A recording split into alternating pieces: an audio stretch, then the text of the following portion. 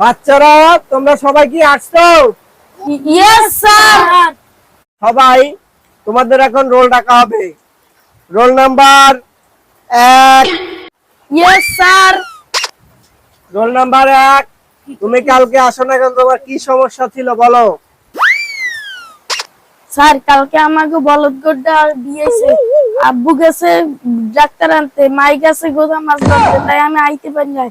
বলদ গড্ডা বিয়েই গেছে, আমি তো আমাদের বাড়ি গিয়ে পড়াইতে পারতেন স্যার। রোল নাম্বার এখন 2 কে ডাকা হচ্ছে। রোল নাম্বার 2 কি এখন আছো? Yes sir.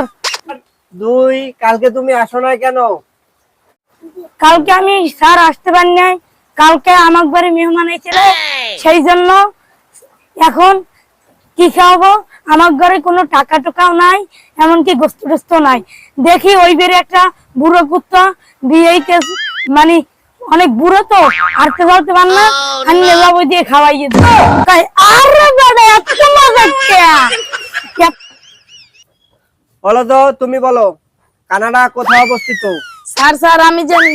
কোথায়? স্যার বাথরুমের ভিতরে। ওরে তো আমি বাথরুমের ভিতরে আটকাই দিয়েছি।